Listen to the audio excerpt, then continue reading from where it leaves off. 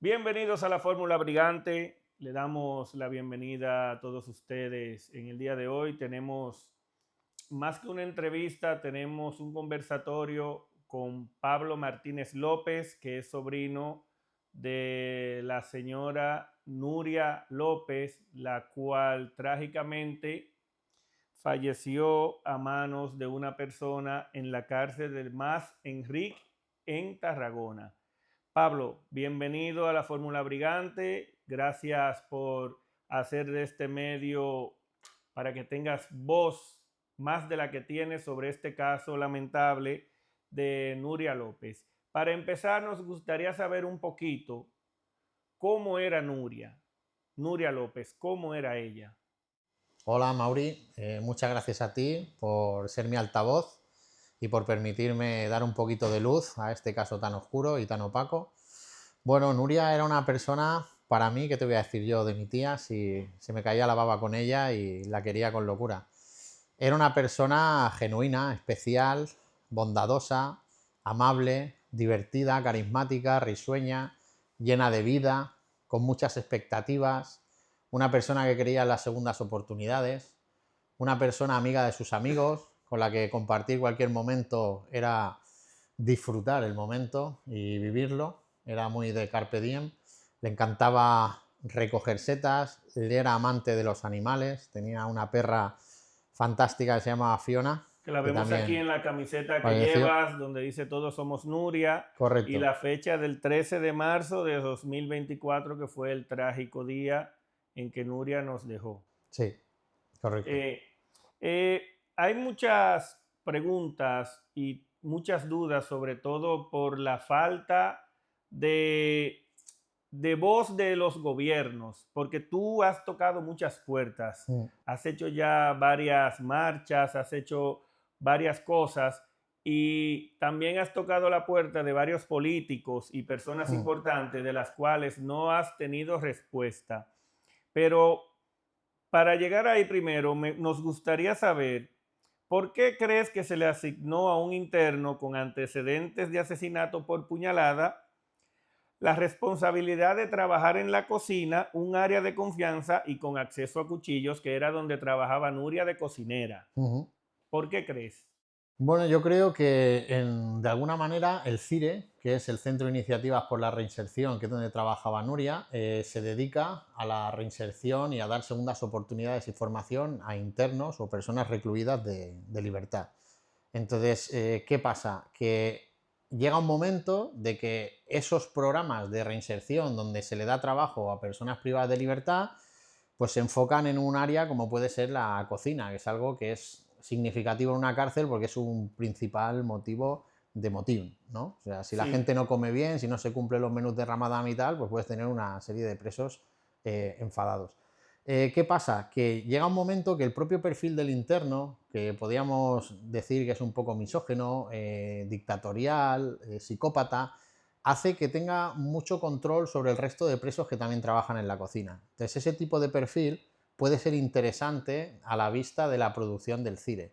Lo que pasa que, claro, la producción puede ser que la lleves bien, el control del resto interno lo puedes llevar bien, pero la seguridad a la que expones a los trabajadores estaría en entredicho, porque como tú bien has dicho, una persona que ya cumple condena por asesinar a otra mujer y con un cuchillo, permitirle que esté a solas con una mujer con un cuchillo, con acceso a esas herramientas de trabajo que son y con punzantes un historial violento y y que con un... aparte, según tengo entendido, se oponía a entrar en programas como de reinserción. Sí, Se oponía a este tipo de programas que lo ayudaban a reinsertarse. claro, es que ahí tienes toda la razón. O sea, los programas de tratamiento, igual que los presos tienen que trabajar para poder reinsertarse y coger hábitos saludables o rutinas diarias, ¿no? Que le permitan que una vez cumpla su condena y salga a la sociedad esté reinsertado, también es evidente que tienen que trabajar en el delito que han cometido, en el arrepentimiento, en dar valor a lo que han hecho y sentir pues como un rechazo hacia ese tipo de delincuencia o delitos que han cometido.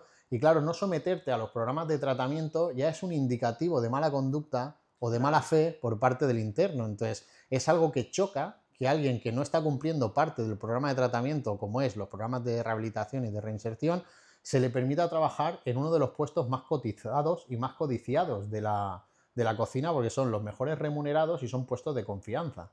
Y sobre todo, según tengo entendido también, con el historial violento que tenía, también se le otorgó un riesgo bajo. Sí, eso son las valoraciones del Riscambi. O sea, las Sí, valoraciones que hacen los equipos multidisciplinares a través de una herramienta que es una herramienta de inteligencia artificial que funciona a través de unos algoritmos, unos ítems que tú vas introduciendo, entonces te da un resultado y te da unas valoraciones. En el caso de este asesino, el último Riscambi lo tenía pendiente de validar, con lo cual estaba caducado. Entonces, el último Riscambi al que tenemos acceso en la base de datos del propio sistema penitenciario es de julio de 2023. El Riscambi es una herramienta que se utiliza semestralmente, con claro. lo cual, si asesina a Nuria el 13 de marzo de 2024 y el último Riscambi validado es de julio de 2023, no estaba bien evaluado y al haber tenido una agresión física, se debería de haber tenido en cuenta que esa agresión física es un indicativo de pérdida de autocontrol, que tampoco se tuvo en cuenta. Entonces esto es un hecho para mí bastante relevante a tener en cuenta de por qué estaba en la cocina cuando no tenía evaluado el Riscambi y no se tuvo en cuenta en el último Riscambi la agresión física que cometió sobre otro compañero. O sea que en este caso la herramienta de Riscambi falló en la evaluación de riesgos. ¿O crees tú que fue mal aplicada en este sentido? ¿Crees que fue que falló la herramienta o que fue mal aplicada en este sentido? Para mí, teniendo todos los indicios y todas las informaciones que a día de hoy ya he podido comprobar y analizar, para mí, primero no estuvo bien aplicado el Riscambi y más que fallase es que no se introdujeron unos parámetros fundamentales para evaluar el riesgo intrainstitucional que estaba exponiendo el tener a este interno en un destino de confianza Claro, con el resto de personas que trabajaban con él. Ya no solo hacia mi tía, que fue la víctima quien asesinó, sino al resto de internos que trabajaban con él. Porque era una persona que unos meses antes de asesinar a mi tía, ante unas discusiones que tuvieron con insultos verbales entre dos internos, decidió premeditadamente ir a buscar a la celda a un interno con el que había discutido en cocina, se esperó al día siguiente, con lo cual por eso te digo que hay una premeditación, va a buscarlo a su celda y le agrede. Una persona que ante un insulto verbal reacciona con una agresión física, sí. muestra de autocontrol no tiene, control de impulsos no tiene. Y esos son dos ítems que se valoran en el Riscambi que no estaban ni aplicados ni evaluados. Ok. En este caso, entonces, en ese momento, ¿qué protocolos estaban en vigor y qué medidas se observaron? Si se encontraron irregularidades y por qué no se corrigieron en ese momento, porque eso que dices viene siendo una irregularidad que desde 2023 no se había evaluado hasta 2024 y supuestamente era semestral, ¿no? Que se había que evaluar. Bueno, yo no pertenezco al sistema penitenciario, yo trabajo de mecánico, entonces todo lo que me he podido documentar y formar es gracias a diferentes personas que trabajan de funcionarios de prisiones y a documentación que por mi cuenta, a nivel autodidacta, he intentado leerme, analizarla para comprender un poquito lo que son los escenarios. Pero sí que es cierto de que cuando tú tienes una serie de protocolos donde dejas un poquito de lado el factor humano y la persona que verdaderamente trata a los internos, es decir, si yo me baso en unos ítems introducidos de inteligencia artificial para valorar las posibles agresiones que haya con un interno y desoigo a lo que son las personas que verdaderamente están día a día, Claro. 24 horas con el interno, que son los que notan si está nervioso, si está inquieto, si está diferente, si puede actuar en contra de alguien, si está descontrolado. Entonces ahí yo creo que no estoy actuando bien. Y entonces yo creo que al Riscambi se le ha dado una importancia que quizá quedaría en entredicho después de ver el mal funcionamiento que tuvo a la hora de valorar un interno que en un programa de reinserción, como es el trabajo en una cocina, forma parte de la Sí. reinserción, comete una reincidencia. Asesina a mi tía de la misma manera que asesinó a Basila Carcana, que era la anterior víctima por la cual cumplía condena, Basílica Carcana, me parece que se llamaba. O sea que hubo ahí mucha negligencia porque se supone que si un preso está preso, Mm. valga la redundancia, por asesinato, ¿cómo es que no le prohibieron trabajar en la cocina? Me imagino que habían más internos que sí cumplían esos requisitos y no él. Y aparte si mostraba ya indicios y carácter de eso que dice, de misógino, de ese tipo de cosas en la cocina. ¿Cómo es que lo dejaron? Ah, Antes de la tragedia, antes del asesinato de Nuria, en las cocinas, para trabajar en la cocina o trabajar en un destino de confianza, no se tenía en cuenta el delito que habías cometido. O sea, ahora esto ha cambiado. Después de la tragedia, toro pasado, sí que es verdad que han aplicado lo que vienen a ser unas directrices un poquito más coherentes y un Pero poquito ya está menos. la tragedia hecha. O sea, Claro, tuvo que el daño ya está pasar. hecho, el daño es irreversible. O sea, cuando hablan de justicia restaurativa, un asesinato, la pérdida de una vida no se puede restaurar de ninguna manera, ni se puede compensar económicamente, nadie puede valorar eso. Pero sí que es cierto que los protocolos han cambiado y ahora sí que tienen en cuenta el perfil delictivo de la persona que va a ocupar el puesto de confianza. Es decir, presos con delitos de sangre no van a poder trabajar en puestos de confianza y mucho menos en la cocina. Aparte, se han modificado también una serie de directrices como son aumentar el número de personal de seguridad. Cuando a mi tía la asesinaron, en la cárcel de Mas Enrique, en la cocina, solo había un funcionario de interior, que es el que vela por la seguridad. Sí. Ahora eso ha cambiado y me parece que tienen la obligación de cumplir el trabajo por binomios, que siempre haya como mínimo 2 personas. Entonces en las cocinas ahora te encuentras que hay 2 cocineras y 3 o 4 miembros de seguridad, cosa que antes había una cocinera y un miembro de seguridad.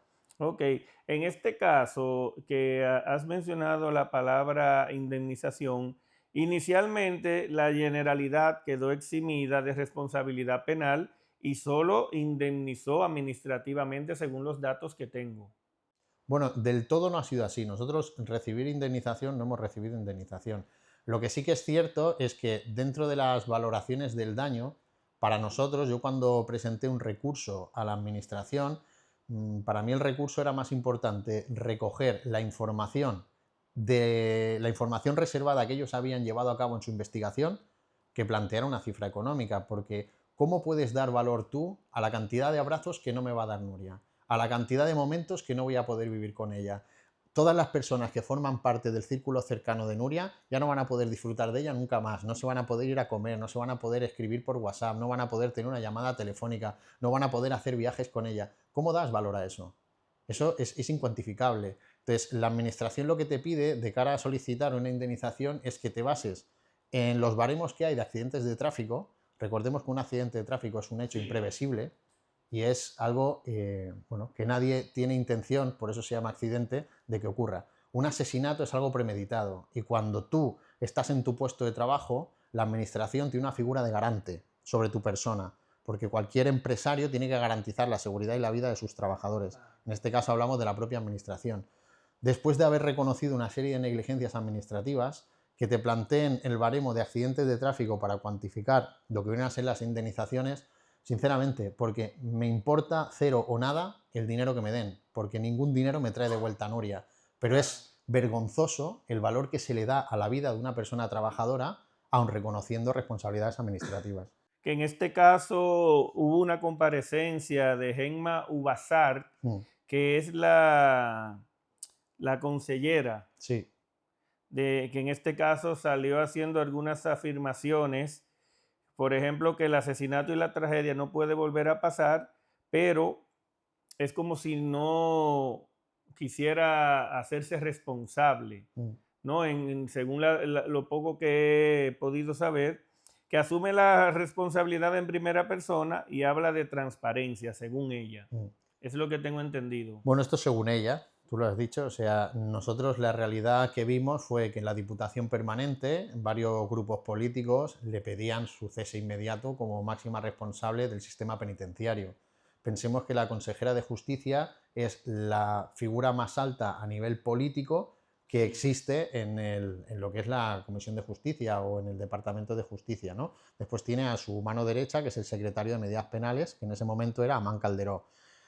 Por suerte para los funcionarios de prisiones y por alegría mía, ya no está en el cargo. El problema está que no asumió nunca la responsabilidad, nunca dimitió, nunca reconoció que había negligencias, nunca cambió su versión desde la Diputación Permanente hasta que cesó en el cargo. Piensa que ella comparece en la Diputación Permanente, si no me equivoco, el 21 de marzo.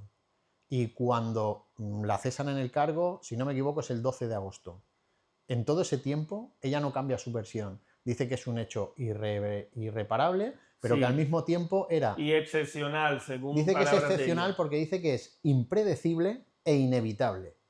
Y todo eso está Y que hay más que que... tratarlo como de forma concreta, serena y responsable. Sí, Acertar el diagnóstico y tomar la medida más adecuada. No se pueden permitir el lujo de no tomar las medidas adecuadas y no tenemos que conjurar para que no se repita jamás. Eso es lo que ella ha dicho. claro, pero es que esto que ella dice verdaderamente es como una cortina de humo que ella quiere vender para mantener su sillón y no asumir la responsabilidad política, porque cuando tú te conjuras con alguien para verdaderamente analizar lo que ha pasado, lo analizas con transparencia y no hubo transparencia.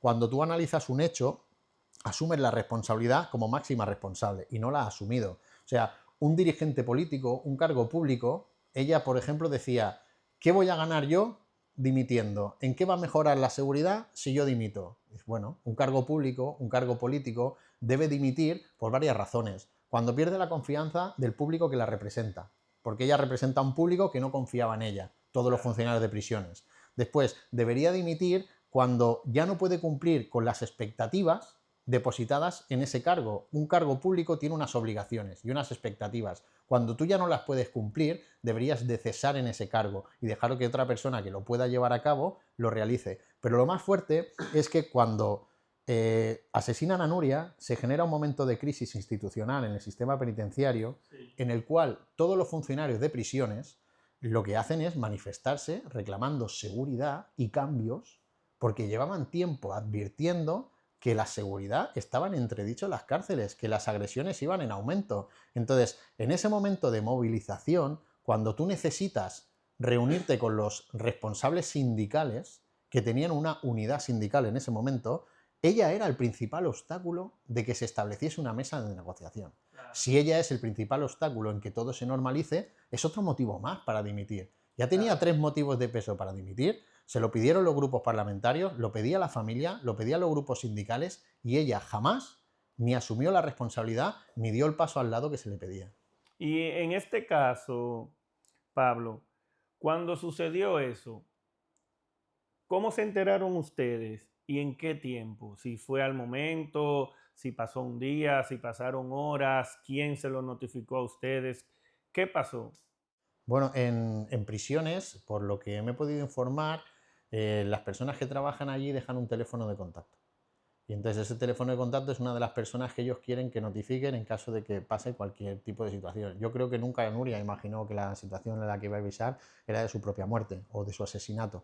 Pero bueno, en este caso contactaron conmigo. Sí que es cierto que asesinan a Nuria sobre las 3:52 de la tarde y a nosotros nos notifican sobre las 9 de la noche. Yo cuando recibo la llamada desde la prisión, me llama un Mossos d'Esquadra y me dice que vaya a la comisaría más cercana de Hospitalet, que fui a la de la Florida, para informarme un poco de un tema que había pasado con mi tía. Claro, tú ya te pones en lo peor, pero como trabaja en una cárcel, pues no sabes si es que había un motín, si es que había un secuestro, si es que había una violación, una agresión, no sabes. Pero en este Cuando, caso, cuando te llaman, ¿qué pasa a los mozos? Me imagino que para darte una noticia así, habrá algún médico, habrá psicólogo o no sé cuál es el procedimiento cuando te llaman. a ver, yo creo que el problema está que como la asesinan en Tarragona y a mí me lo notifican aquí en Hospitalet, no se habían coordinado bien el equipo de emergencias médicas del SEM con el equipo de la policía. También cogió que a la hora que yo llegué a comisaría era más o menos el cambio de turno, que era casi las 10 de la noche. Entonces, en el momento que me avisaron, fue todo como muy rápido y muy en shock. O sea, yo me quedé en shock. Yo cuando me dice el agente de Mossos d'Esquadra, mira, a tu tía la han asesinado en la cárcel. Así, Tal cual, así, tal cual. así tal Sí, cual. me dijo, A tu tía la han asesinado y ya está, ¿no? yo sí que es cierto que yo estaba muy nervioso, le decía, por favor, dígame qué ha pasado, porque estoy, claro, no cabe mi cabeza ya en más ideas de qué ha ocurrido, cuéntemelo ya. Entonces, él prefirió no irse con rodeos y fue muy directo, fue muy conciso, pero claro, una noticia tan contundente a mí me dejó en shock. O sea, yo me acuerdo que después ese día yo tuve que tomar la decisión cuando los equipos médicos se pusieron en contacto conmigo de cómo se lo decíamos al resto de familiares. Claro, yo dije a las 12 de la noche, 12:30 de la noche, no voy a ir llamando familiar por familiar para darle una noticia tan trágica cuando no podemos hacer nada durante la noche. Teníamos que esperar al día siguiente. Entonces coordiné con los equipos médicos para avisar a mi madre, al resto de familiares, a mi tía, a mi primo, y que tuviesen ellos el respaldo médico que yo no tuve, porque evidentemente mi madre se desmayó, mi tía se desmayó, cogieron ataques de ansiedad, tuvieron un equipo médico ahí a su lado, un equipo de psicólogos y psiquiatras atentos para ellas. Claro. Y creo que fue una decisión que, aunque fue dura, porque quedarte toda la noche con una noticia así sin parar de llorar, es difícil cuando no la puedes compartir con nadie. Y Claro. más cuando tienes la obligación y sabes que moralmente se la tienes que decir a todo el mundo, ¿no? Es una noticia que no quieres dar, pero estás obligado a darla. Entonces, aguantarme fue muy difícil. Fue un momento, yo creo Y que fue una... todavía sigue siendo difícil porque todavía sigues en la lucha Mm. porque quieres justicia. Bueno, como te decía antes, Mauri, la justicia realmente no existe porque justicia sería que Nuria estuviese aquí. Cuando tú eres consciente y te vuelcas en una lucha para conocer la verdad, lo único que me está moviendo a día de hoy, más que verdaderamente hacerle justicia a Nuria, es garantizar que Nuria haya sido la primera persona que pierde la vida en prisiones, pero que también sea la última. O sea, que esto no vuelva a pasar, yo creo que es el único punto en el que coincido de la comparecencia de Gemma Obassar. Que no podemos permitir que esto vuelva a suceder porque tenemos que aprender de la tragedia. Y el sistema penitenciario catalán, que funciona muy bien, porque como bien decía ella y dice mucha gente, tiene una reincidencia, una tasa de reincidencia muy baja, sí que es cierto que si se ha producido un asesinato de una funcionaria pública en su puesto de trabajo es porque se estaban cometiendo errores. Y esos errores hay que analizarlos, subsanarlos y corregirlos, para evitar precisamente que ninguna familia más pase por la tragedia que estamos pasando nosotros. La consellera también dijo que la reinserción en Cataluña es muy buena y que con las competencias derivadas de 1984, 8 de cada 10 internos no vuelve a entrar. ¿Qué hay de cierto en eso según los datos? ¿Se los inventó? ¿Qué opinas? Según las estadísticas que están filtradas en los portales de transparencia, sí que es cierto que la reinserción en Cataluña tiene que ser buena porque el índice de reincidencia es bajo. Pero aquí se suscita una duda, ¿no? Cuando en un programa de reinserción planteado por la Generalitat, que es el que hace un preso mientras trabaja en las cocinas del CIRE o en cualquier tipo de taller, y precisamente en la Diputación de Cataluña, el hecho que se comete el asesinato sea durante un programa de reinserción y se cometa prácticamente de la misma manera que el delito por el cual cumplía condena este interno, hace que digas, hostia, vale que tienes el índice más bajo de reinserción y de reincidencia, pero durante un programa de reinserción se ha cometido una reincidencia. ¿Cómo lo habéis podido consentir? ¿Qué es lo que habéis hecho mal? ¿Dónde habéis fallado? En eso es en lo que hay que trabajar. No, y que aparte esta persona tenía más delitos anteriormente porque según los datos que tengo, ingresó en prisión el 1 de julio de 2018 y su condena terminaba el 21 de abril de 2027. La primera víctima, que tampoco volverá a abrazar a su familia, que tampoco mandará un WhatsApp, tampoco podrá comerse un helado, ¿me entiendes? Tampoco podrá hacer nada, también fracasó a manos de esta persona. Sí, claro, es que aquí tenemos que pensar si verdaderamente la justicia es proporcional al delito cometido. O sea, aquí hablamos de que hay un interno, un ser indeseable, por decirlo así, un asesino, que quita la vida a una mujer, por el hecho que sea, pero le quita la vida a una mujer que después de quitar esa vida, como se entrega y dice que va borracho, se le reduce la condena y se le castiga a 11 años de libertad, de pérdida de libertad, porque en las cárceles a ti te privan de libertad, pero se te tienen que garantizar el resto de derechos, porque hay unos derechos humanos que no se pueden vulnerar en las cárceles, por lo menos catalanas y españolas. Aunque mate 50 personas. El derecho que puedes perder es el de la libertad. Solamente. El resto de derechos según las leyes catalanas. Según las leyes, bueno, catalanas y españolas. O sea, la justicia en este país funciona así. O sea, funciona que una persona puede estar privada de libertad, pero sin perder el resto de sus derechos. Claro, aquí deberíamos de hacer una reflexión como sociedad, porque cuando tú vulneras el derecho fundamental a la vida de un ser humano, o sea, recordemos que el primer derecho que tiene cualquier persona al nacer es la vida. Sí. Y la vida depende y le corresponde solo a uno decidir sobre ella. O sea, si tú tomas la decisión de drogarte, tomas la decisión de suicidarte, tomas la decisión de delinquir, es una decisión propia tuya que te hace pagar unas consecuencias después. Pero cuando alguien decide sobre lo que solo a ti te pertenece, que es la vida, quitándotela, asesinándote, en contra de tu voluntad, destrozando una familia, destrozando tu vida y tu porvenir y tu futuro, que la condena sea 11 años es vergonzoso. Pero que después se permita que esa persona vuelva a asesinar y vuelva a hacer el mismo daño a otra familia, eso, aparte de ser irresponsable, no se puede volver a producir. No, y que aparte luego se asesinó, se suicidó él también, según tengo entendido. Bueno, luego de asesinar a Nuria, se suicidó, según los datos. Claro, es que aquí la lectura que yo saco a nivel individual y personal, dices, era un tío que no se somete a tratamiento porque no avanza de grado nunca en prisión, porque no tiene ningún interés en Siempre salir en estuvo en libertad. grado 2. Siempre estuvo en segundo grado. Segundo grado, que eso es un grado peligroso, me imagino. Bueno, en prisiones yo creo que cuando entran, en la clasificación que hacen están en segundo grado y después, si tienen sección abierta, que pueden salir a la cárcel, o sea, de la cárcel en libertad Con para determinar, permisos y eso. con permisos y todo, pues serían tercer grado. Solamente en primer grado es alguien que durante su trayectoria penitenciaria reincide o genera muy malestar. Entonces lo que se hace, la valoración penitenciaria es pasarlo a primer grado, que es en el aislamiento, en un control un poquito más exhaustivo, en un régimen especial. Pero segundo grado es cuando entras, se mantuvo siempre en segundo grado porque no tenía evolución, porque no disfrutó de permisos y porque él no ponía de su parte. Entonces, claro, te hace pensar, si 3 años antes de salir en libertad, cuando ya ha cumplido una larga parte o una parte interesante o amplia de su condena, vuelve a hacer lo que ha hecho y se suicida, a lo mejor es que no tenía ningún interés de salir en En libertad. este caso también la consellera, según sus palabras, en cuanto al tema de salud mental, no tuvo problemas en todas las evaluaciones, tanto psicológica como psiquiátrica, y nunca presentó ninguna patología mental, según la consellera, esta persona. Bueno, esto cuando tienes acceso a la información es algo que te hace gracia, porque algo que poca gente sabe o nadie es que a este interno psiquiátricamente solo lo visitó el psiquiatra en el día que entró a prisión.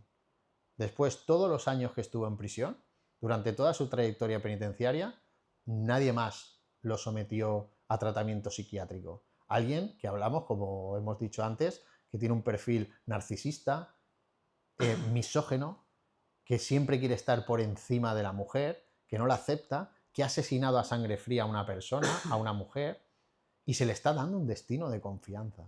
Entonces, en la propia Diputación Permanente, yo creo que cuando Yemo Basar hace estas declaraciones, con el tiempo, cuando pide a un psicólogo que haga una evaluación de todo el perfil del asesino, yo creo que ella debería de haber salido a desmentir lo que dijo y debería haber hecho hincapié en los análisis que se hacían, porque en las propias libretas de tratamiento hay una serie de apuntes que demuestran de que esta persona tenía una patología que le daba igual hacer daño porque no tenía nada que perder. O sea, a él le daba igual matar, le daba igual insultar, le daba igual agredir, no sentía arrepentimiento.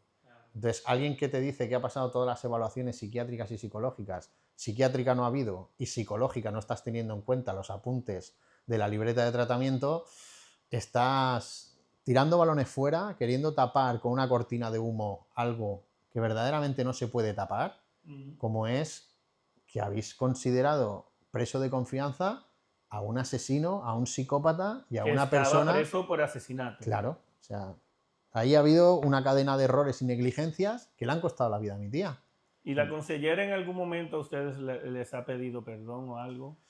Nosotros, mira, a Nuria la asesinan el 13 de marzo de 2024. Yo la primera vez que me siento delante de la consellera en una reunión que tuvimos la familia en el Departamento de Justicia y en la calle Foc fue el 3 de mayo de 2024. O sea, ya habían pasado casi 2 meses. Te da ¿Fue el por pésame. presión o Bueno, yo creo que fue por protocolo. Ella te da... protocolo más que presión? Sí, porque nos sentamos con Amán Calderó, con el secretario de Medidas Penales, nos sentamos con David Font, el máximo responsable del CIRE, y nos sentamos con Yema Ubasar. Cuando estuvimos hablando, pues evidentemente llegas como familiares de la víctima y víctimas, y bueno, pues te dan el pésame, te dicen que lo sienten mucho, que no entienden cómo ha pasado, que entendamos, ellos intentan justificar siempre que en prisiones el riesgo cero no existe. Bueno, El riesgo cero no existe, pero tú has de minimizar el riesgo lo máximo posible. Claro. Cuando tú verdaderamente no estás minimizando el riesgo porque estás tomando decisiones que ponen en entredicho la seguridad de una persona trabajadora, porque es evidente que cuando alguien pierde la vida en su puesto de trabajo algo ha fallado, algo no has hecho bien como director o como gerente, pues en este caso los responsables son la administración.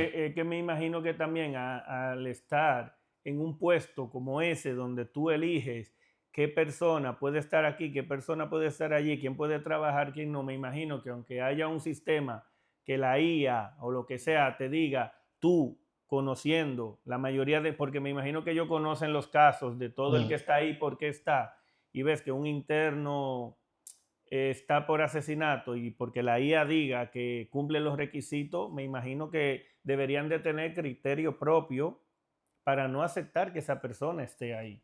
Que eso ha pasado luego, supuestamente, son cambios que se han implementado desde que pasó el caso de Nuria, que uno de ellos es la retirada de internos con delitos de sangre de áreas como la cocina y la nueva normativa como la circular 1 barra 2024 que impide el acceso de penados violentos a objetos peligrosos. Sí, bueno, esto en principio se aplicó a las cocinas, después por presión de los propios trabajadores se pidió que se ampliase y se llevase también a talleres productivos donde pueden haber talleres de costuras con tijeras muy grandes, donde puede haber talleres de manipulación con destornilladores grandes, ¿no? Que también se puede producir un daño irreversible o irreparable, como puede ser perder la vida a otro trabajador que sea agredido, ¿no? O entre los propios internos, porque piensa que cuando tú tienes un interno que viene de cometer un delito leve y está cumpliendo condena y está trabajando en ese departamento o en ese, ¿cómo podríamos llamarlo? Está trabajando en ese tipo de taller y ahora mismo vienes tú con delitos de sangre violentos, que tienes una condena más larga y que por lo que sea no tienes nada que perder y eres un tío frío, calculador y psicópata, pues si lo tienes que agredir, tienes una herramienta a tu mano para hacerle mucho daño. Entonces, claro, ahí la seguridad no solo la garantizas de cara al colectivo laboral, la garantizas también para todo el entorno penitenciario, en este caso, otros reclusos que cumplen condena y que también están expuestos a un riesgo, porque no dejan de ser compañeros de trabajo. Trabajan en la misma empresa, que es el Centro de Iniciativas por la Reinserción, que es el CIRE. Pero en este caso, por ejemplo, a los trabajadores, en el caso de Nuria, no se le informaba, mira, este preso está por este tipo de delito, por este tipo de cosas, ten cuidado. A los trabajadores no se le informan este tipo de cosas. A ver, yo por lo que he podido averiguar, el tema de las prisiones es que cuando una persona es privada de libertad porque cumple una condena, tenerlo en prisión y condenarlo diariamente por la condena por la cual ha sido condenado, o sea, es decir, si una persona comete un delito, ha sido juzgado y ha sido privado de libertad X tiempo. Si tú en la cárcel, por el delito que cometió, lo estás juzgando diariamente, es como que le estás juzgando 2 veces, 3 veces, 4 veces. Entonces eso se intenta hacer diferente en Cataluña. Cataluña, en la reinserción, lo que se intenta hacer dando segundas oportunidades, que yo lo veo bien. Yo creo que a las personas hay que darle segundas oportunidades, pero sí que es cierto que hay una parte de la población que, como te decía antes, el daño que han hecho, que es irreparable e irreversible y que vulnera el derecho fundamental a la vida, no pueden garantizársele todos los derechos como a personas que simplemente tienen que trabajar un poco en los errores que han cometido. O sea, estamos englobando en las prisiones que cualquier delito se tiene que tratar por igual. Y yo creo que eso es un error. A nivel personal, es mi opinión.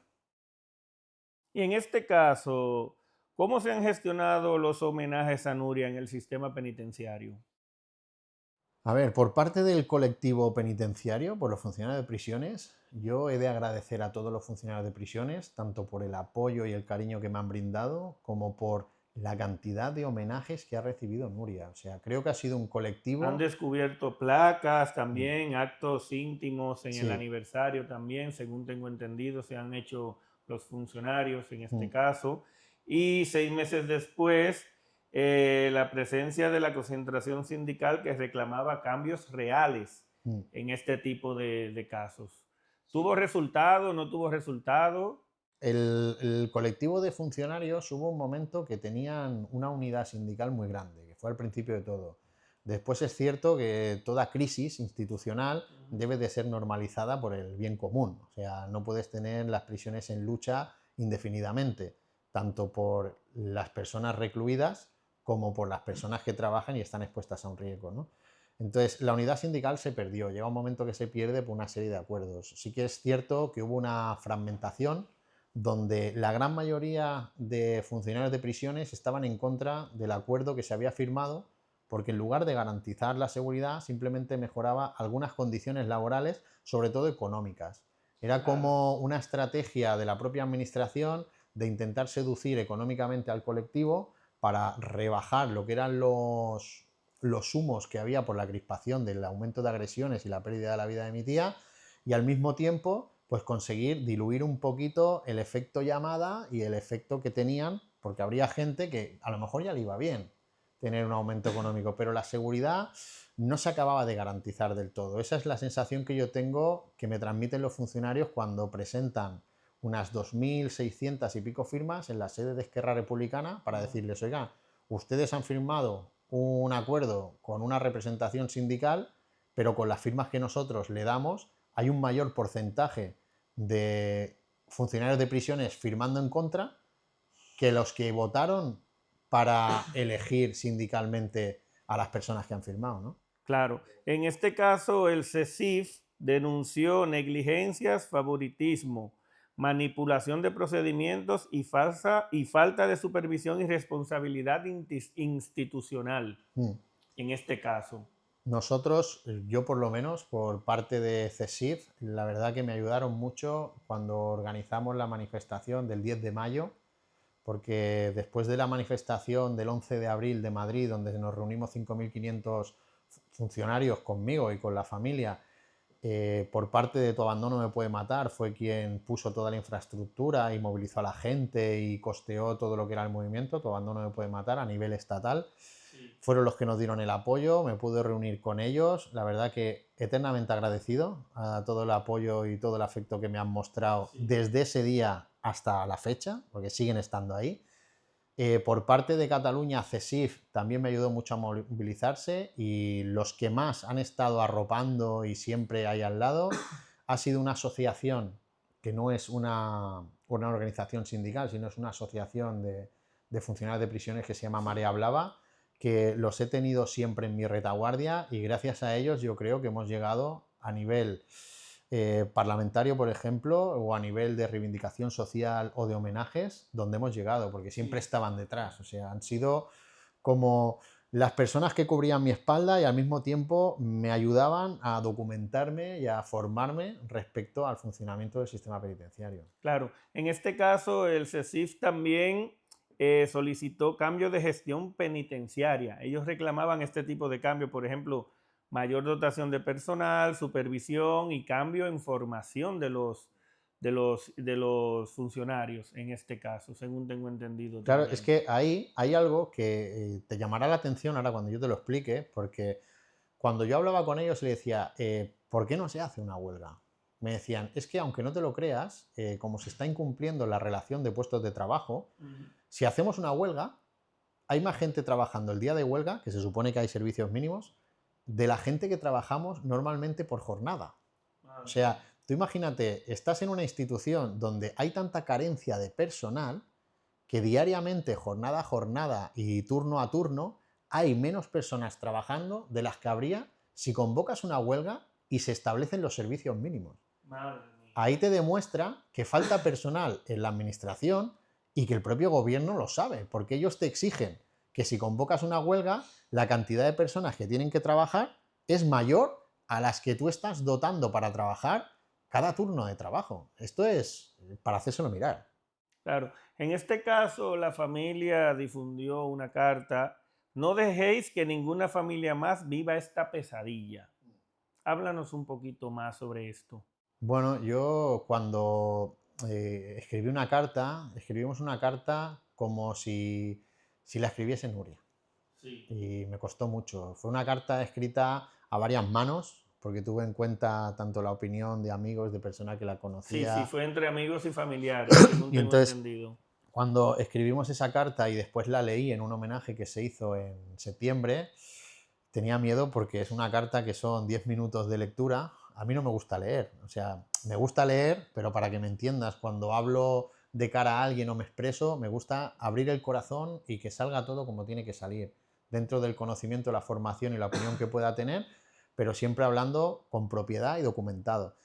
Pero no me gusta leer. Creo que cuando tú lees un documento y tienes algo preparado, pierde verdaderamente el efecto de llegar a los demás, ¿no? Claro.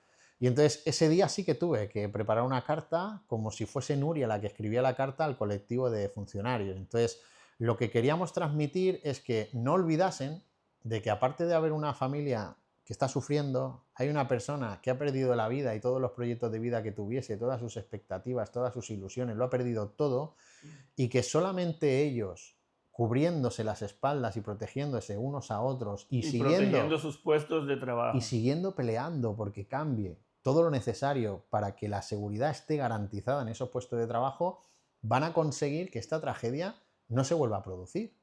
Porque Nuria fue la primera, pero depende de nosotros que sea la última. Hay responsables políticos que tendrán que tomar decisiones valientes para poder cambiar lo necesario, pero también nosotros tenemos la obligación y la responsabilidad de enseñarles dónde se están equivocando y dónde podemos mejorar, ¿no? Como sistema penitenciario. Y esa era la idea, lo que queríamos transmitirle a esas personas en agradecimiento a todo el cariño y todo ese afecto que nos han ido dando durante todo este tiempo. Que en este caso también los compañeros de Nuria hicieron una circular misiva denunciando que la cadena de errores permitió que un interno peligroso tuviera un destino de confianza. En este caso, los compañeros de Nuria, ¿hablaron con ustedes ellos también? Sí, nosotros la suerte que hemos tenido es que, como te he dicho, el colectivo de funcionarios de prisiones, el colectivo penitenciario, se ha volcado con nosotros y verdaderamente les ha dolido la pérdida de Nuria. Yo he escuchado a gente llorar y he escuchado a gente decir palabras preciosas de ella y después terminar y decían, y no la conocía. Yo solamente la he visto pasar, sabía quién era, pero no había tenido trato con ella, pero he llegado a quererla, o sea, la han hecho no su buque insignia, podemos decir, no una mártir, sino como verdaderamente el motivo por el cual todos tienen que salir a cambiar. Es como ha sido el ángel que ha aparecido en la vida de todos para enseñarles de que si se siguen haciendo las cosas que se estaban haciendo mal, se siguen manteniendo en el tiempo, esta tragedia no será la última. Y ahí es como que todos se han conjurado para decir, esto no tendría que haber pasado, esto nos tiene que abrir los ojos y tenemos que reaccionar. Y la verdad que como familiares yo he de agradecer eternamente a todo el colectivo penitenciario e incluso gente del resto del Estado que no comparten competencias, porque Cataluña es independiente en competencias penitenciarias al resto del Estado. El apoyo, el cariño y el afecto que muestran, el respeto que han tenido hacia la víctima, es encomiable. Claro. En este caso, por ejemplo, que tú tengas conocimiento, ¿tuvo Nuria algún otro altercado alguna vez, ya sea de acoso, cualquier otro tipo? ¿Tuvo algún otro problema mientras estuvo trabajando? ¿Y qué tiempo duró ella trabajando en la penitenciaría? Bueno, ella en prisiones entra en el CIRE como interina, hacía 10 años que entró como interina y entró en Brians. O sea, entró joven porque falleció joven también, falleció de 36 años. 46. 46, sí, perdón. Ella cuando la asesinan tenía 46 años, en muchos sitios dicen 48, son 46. Sí. Ya. Y el tema está que ella cuando entra de interina entra con 36 años y bueno, ella hace una oposición, aprueba unos exámenes y consigue un puesto para trabajar en las cocinas del CIRE, pero de Brians, aquí en Martorell. Y después, cuando el cierre de la modelo, que hay unas reubicaciones de puestos, como ella estaba de interina y había gente que tenía más derecho a plaza, pues esas reubicaciones pues acaban empujándola a tener que irse a Tarragona. Entonces ella pues se va a vivir a Tarragona porque por proximidad con el puesto de trabajo, para no tener que ir desde Barcelona siempre a Tarragona, se va allí a vivir a Tarragona. Y allí estaba en Mas-Enric, llevaba, yo no te lo puedo decir exactamente porque no lo sé a ciencia cierta, pero yo creo que como mínimo 6 años, 7 podría llevar en Mas-Enric. Lo que sí que te puedo decir es que consigue el puesto fijo, en el cual le cuesta la vida, 1 año y medio antes de que la asesine. O sea, ella estuvo de interina en Mas Enric hasta que al final salieron a convocatoria a las plazas que ella estaba ocupando, se presentó y por la experiencia, por los puntos y aprobando los exámenes, pues consiguió el puesto como personal fijo del CIRE. Pero en ese tiempo, tanto en lo que duró aquí en Brians y en Mas Enric, ¿tuvo algún problema que le había dicho a la familia o algo anteriormente? Ella, el problema que tuvimos en Mas Enric con el tema del asesino del Odriste, ella sí que habló con mucha gente y con mucha parte del círculo cercano expresando su malestar con esta persona. Ella manifestaba que se lo había dicho a su superior, que lo compartía con los compañeros, se sentía abandonada y se sentía sola al respecto. Y claro, por más que ella intentaba decirlo y nadie le hacía caso, lo único que podía generarle a ella era un malestar. Y entonces ese malestar, cuando tu círculo laboral no te hace caso, al final lo haces extensivo por desahogarte con tu círculo cercano. Y entonces a su pareja, a Sergio, a sus amigas íntimas, a su mejor amiga, a Lili, a Nuri, a mucha gente les expresó verdaderamente ese malestar que tenía al trabajar con este interno. Incluso algo que llama mucho la atención es que hay un técnico en prevención de riesgos laborales que también ella conocía porque vivía por el mismo pueblo cercano donde ella vivía allí en Tarragona. Ella era de Vilallonga del Camp y el chico era de un pueblo limítrofe.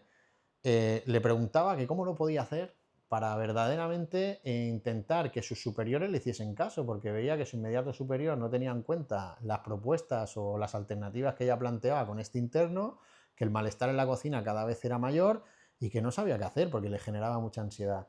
Y entonces él le dijo que cómo podía ser que el CIRE no tuviese un protocolo de acoso, que ella pudiese acudir y tal, que te lo exige la Ley de Prevención de Riesgos Laborales. Pero y bueno, más siendo mujer.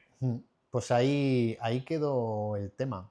En declaraciones de estas personas ante Mossos d'Esquadra y conversaciones que he tenido con ellos donde me lo han explicado. Sí que recuerdo que hace años, cuando estaba en Brians, tuvo un altercado con otro interno trabajando en cocina que la amenazaba y la insultaba, y cuando ella lo expresó al funcionario, lo apartaron de cocina al momento. Entonces, por eso me sorprende que en Mas Enric, si verdaderamente ella estaba expresando esa angustia, ¿por qué no se tomó la decisión? ¿Por qué no la hicieron caso? ¿Por qué se sintió sola? Eso es lo que a mí me hace pensar que allí algo no estaba funcionando bien o alguien no estaba haciendo bien su trabajo, que también podría ser. En este caso, ¿ustedes el día 18 tienen una marcha o qué tienen el día 18? El día 18 he conseguido, después de hacer muchas marchas, como te explicaba antes, gracias al apoyo y la idea de una funcionaria de prisiones, un besito para Eva, iniciamos un movimiento que se llama las 50 vueltas al Parlamento. Cada vez que había un pleno, pues nos reuníamos en el Parlamento de Cataluña y dábamos 50 vueltas por delante del Parlamento para que nos viesen los diferentes grupos parlamentarios. Pues al principio algo que empezó como la idea de una persona y nos juntábamos 2 o 3, pues acabó extendiéndose y hemos llegado a ser más de 60. Entonces eso tuvo una pequeña represión por parte de quien sea, que nos pusieron a los Mossos d'Esquadra allí con tanquetas, con las burriquetas estas que tienen. Que le prohibieron. Nos prohibieron el paso, pero al final se dieron cuenta de que nuestra marcha es pacífica, nosotros solo queremos descubrir todo lo que ha pasado para cambiar lo necesario e imprescindible.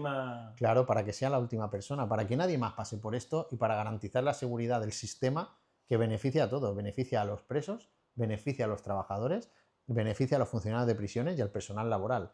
Y entonces, después de esas movilizaciones, cada vez que íbamos al Parlamento a dar 50 vueltas, pues íbamos consiguiendo el contacto de algún parlamentario. Yo cada vez que salía algún parlamentario, pues oye, no tengo nada que perder en ese aspecto. Pues le pedía el teléfono, le pedía si me podían atender, si podíamos hacer una reunión.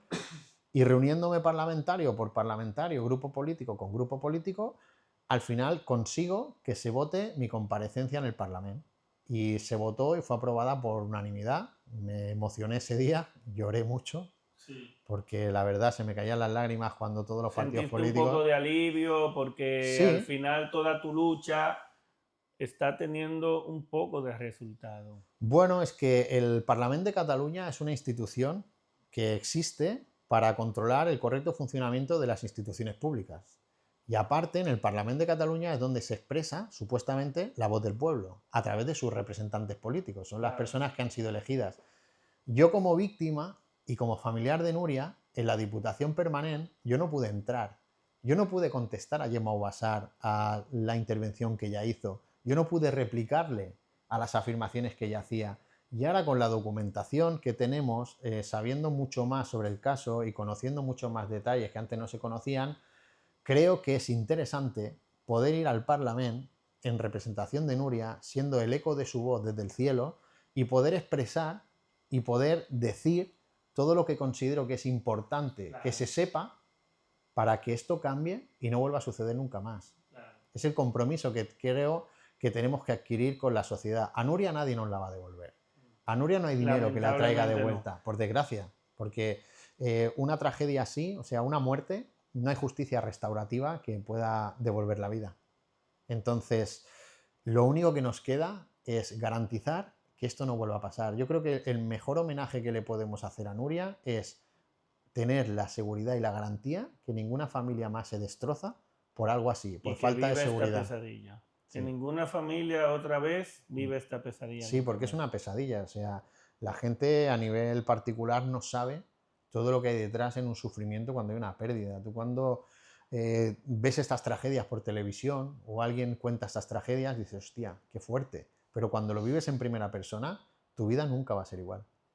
Todos los días. Mira todo el tiempo que llevas y todavía es como si fuera el primer día para ti. Yo te podría decir que, y fuera de las veces que has llorado, que eso es evidente, fuera de las veces que has sufrido, las veces que coges el teléfono con ganas de llamarla, con ganas de escribirla, que dices, hostia, lleva tiempo sin decirme nada, ¿le habrá pasado algo? Y tú mismo a veces distas de la realidad en la que vives porque tu ilusión y tu esperanza es poder volver a abrazarla una vez más. Y eso te destroza por dentro, te cambia la vida completamente. Por eso te decía antes que dar valor o poner precio a la vida de una persona, tú imagínate que tuviésemos aquí a Nuria y le preguntásemos, oye, hoy vas a morir, ¿cuánto vale tu vida? ¿Tú crees que ella pondría cifra a su vida? Cualquier persona que tú sientes aquí delante, como estoy yo, y le digas, hoy pierden la vida, ¿cuánto dinero quieres a cambio? ¿Tú crees que alguien pondría precio? No lo va a poder disfrutar nunca más. No va a poder llevarse eso a ningún lado, no va a poder hacer nada con ese dinero. ¿Quién va a decidir vender su vida a cambio de dinero cuando no es para él? O sea, lo podrías hacer pensando en dejar un bienestar a terceras personas, pero valorar la vida, ¿cómo la puedes valorar así, sabiendo que tú vas a morir? En este caso, Pablo, ya para terminar, es un poco complicado porque este tema tocó a mucha gente, ya lo has visto, que has tenido el apoyo de mucha gente en este caso, pero para finalizar, qué complicado, ¿eh? Desde tu punto de vista, ¿qué propuestas concretas planteas como solución para que esto no vuelva a suceder? Para mí una solución imperativa es que verdaderamente cambiemos el sistema judicial y la valoración del daño cometido. O sea, yo creo que no podemos tener a todos los presos y a todos los delincuentes y todos los delitos en la misma burbuja. Es decir, hay delitos que generan tanto daño y tanto malestar y que por mucho tratamiento y por mucho recurso que tú inviertas en esa persona, jamás vas a conseguir retomar su camino por forma correcta. Un asesino, un psicópata, un violador, son perfiles que en raros casos pueden llegar a reinsertarse. Exponer a la sociedad a que estas personas vuelvan a salir a la calle con el riesgo que eso supone para personas que verdaderamente sí que están integradas y funcionan bien, yo creo que lo deberíamos de mirar como sociedad. Porque cuando tú a un violador lo dejas suelto y vuelve a violar, ¿qué justificación le das a la víctima? No, es que claro, es que las penas no pueden superar X años. Hostia, tenemos la prisión permanente revisable para eso. Hay una serie de perfiles que han quitado una vida, que han destrozado una familia para siempre. a una persona que violas y maltratas, le has destrozado la vida para siempre. Entonces, ¿cómo puede ser que tú tengas derecho a reinsertarte y a volver a tener tu vida pasado unos años privado de libertad cuando esa persona nunca va a tener la misma vida que tenía antes de esa tragedia? O un asesinato o una violación. Yo creo que eso para mí sería imperativo darle un par de vueltas al sistema jurídico y cambiar lo que es que las penas de prisión sean proporcionales al daño cometido. Yo creo que eso es algo muy importante. Y después, de cara a la reinserción, hay cosas que se han hecho que para mí son interesantes y yo las mantendría en el tiempo, como tener en cuenta el delito cometido a la hora de establecer determinados perfiles para poder trabajar a puestos, para poder acceder a puestos de trabajo que requieren. Porque tú, o sea, el trabajo estamos obligados a dárselo a un interno si demuestra que está cumpliendo con el tratamiento y tiene buena conducta. Deberían ir de la mano las dos propuestas. O sea, usted quiere reinsertarse, sí, quiere trabajar en el tratamiento, sí, quiere que le tratemos para ayudarle, sí, pues está dispuesto usted a hacer ese esfuerzo, nosotros le gratificamos con que tenga un trabajo, porque también hay que tener en cuenta, y esto no te lo he contado antes, pero es cierto, yo he recibido llamadas y he estado en contacto con presos que verdaderamente me mostraban un cariño hacia mi tía y me decían que era una bellísima persona, que tenía detalles con ellos que otras personas pues a lo mejor no han tenido, que les ha hecho sentir como ser humano en la cárcel privados de libertad importantes. Cuando llegaba el cumpleaños de algún interno o de varios internos, pues siempre les preguntaba, oye, ¿qué os apetece comer hoy? Intentaba pues adecuar un poquito esos gustos, ya tenía gestos de cariño hacia personas privadas de libertad porque creía en la reinserción y era buena persona y creía que las personas se pueden equivocar, pero al mismo tiempo pueden reaccionar y pueden cambiar. Por eso piensas que hay y tienen que existir las segundas oportunidades. Y Nuria lo demostraba, creía en ello y haciendo lo que más le gusta, que es cocinar, pues intentaba trabajar en esos sectores. Pero claro, también hay internos que verdaderamente jamás se van a reinsertar y por querer darles una segunda oportunidad a esas personas, estás privando de seguridad al resto de la ciudadanía. Claro. Y eso... No, y en este caso que el interno del que hablamos se negaba. Se negaba a hacer tratamiento. No Tratamiento. asumía su responsabilidad civil. Exactamente, que tampoco nunca... Claro, tú piensas que hay internos que a lo mejor en prisión necesitan trabajar para mantener a sus familias fuera. Sí. Porque hay familias, desgraciadamente, o sea, las situaciones de crisis que pueda haber son altas y la situación económica de la cantidad de personas que vivimos en la sociedad a veces es difícil, los precios de los alquileres están inasumibles, el trabajo escasea, los salarios a veces no son como nos gustarían y entonces todo eso hace que haya personas que estén privadas de libertad por un error que hayan cometido por lo que sea, porque han tomado decisiones equivocadas, pero al mismo tiempo trabajando en la cárcel mantienen a su familia fuera, mantienen a algún niño, a alguna mujer, lo que sea, ¿no? Entonces, estas personas tienen que tener garantizada la posibilidad de trabajar porque hay personas que dependen de ellos. Yo esto lo entiendo que es necesario.